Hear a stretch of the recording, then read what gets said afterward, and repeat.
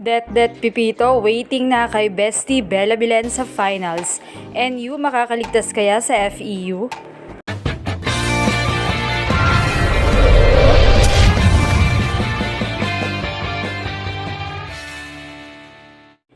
Nauna na nga sa biyaheng finals ang Golden Tigerses matapos nilang talunin ang DLSU sa kanilang 5-setter match. Bigo nga ang De La Salle na mai-defend ang kanilang title dahil naputol na agad ang journey nila sa semifinals.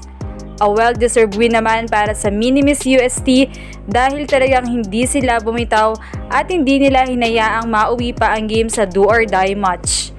Samantala, kamakailan nga lamang sa interview kay Bella Bilen na itinuturing na bestie sila ni Det ay sinabi ni Bella na ipanalo daw ang game kontra La Salle which is noong elimination round upang makuha nila ang twice to beat. Nauna na kasing makuha noon ng NU ang twice to beat advantage matapos nilang talunin ng FEU sa elimination round. Subalit sa naging game 1 nga ng semis ay hindi nagpatinag ang FEU at pinatikim nila ng talo ang NU sa mga kamay nila in a straight 3 sets. Kaya naman na-force pa sa do-or-die game ang match na magaganap nga sa Miyerkules. Habang sina Det at ang UST ay naghihintay na lamang and for sure, waiting din talaga siya sa kanyang bestie na si Bella Bilen na makatapat nila sa finals.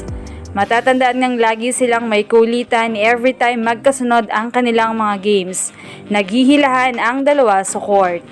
Habang sa mga interviews din ay nagsasagutan sila ng mga cute na messages sa isa't isa. Kagaya na nga lamang nang naghahamunan sila sa depensahan, knowing na alalibero moves din si Bella Bilen.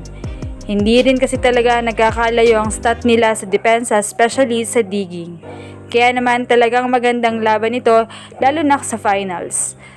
Subalit ayon nga kay Bella ay hindi dapat sila magpakampante, huwag maging complacent dahil maganda ipinakita ng FEU kaya na straight set sila. Masyado raw silang naging relax noon kaya nakalimutan na nila ang maayos na communication kaya nagtala rin sila ng 25 errors na katumbas ng isang set. Kaya naman unsure pa rin talaga kung sino ang makakalaban ng UST.